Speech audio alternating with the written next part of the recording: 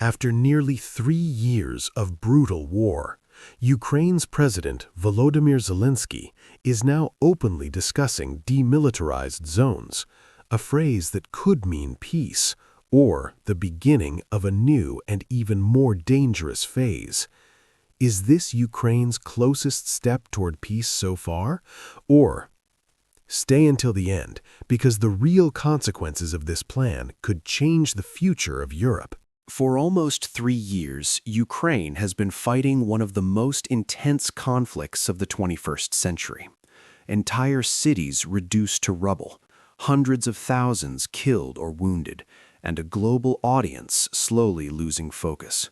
Behind closed doors, Western allies are still supporting Ukraine, but the pressure is growing. The unspoken question is everywhere now. Is there any realistic path toward negotiations? And now Zelensky has given an answer. Let's break this down.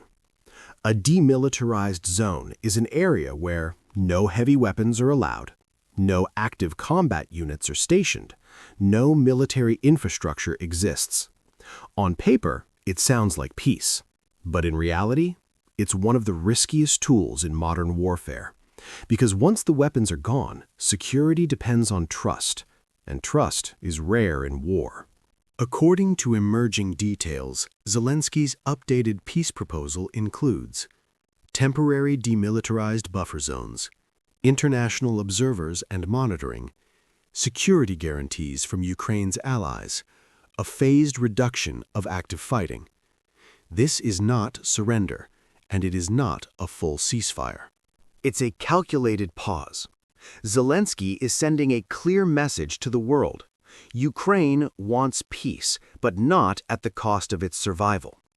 However, critics warn that this plan could freeze the conflict indefinitely, legitimize Russian control over occupied territories, or weaken Ukraine's long-term military position.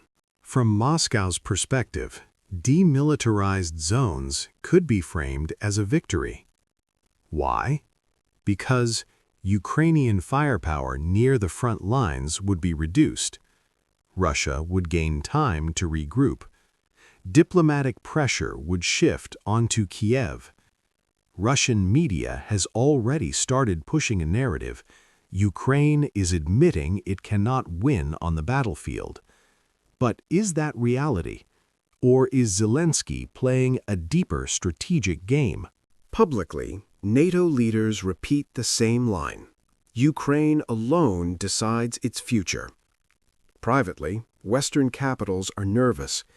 Demilitarized zones lower escalation risks, but they also risk creating another frozen conflict, similar to Georgia, Transnistria, eastern Ukraine after 2014.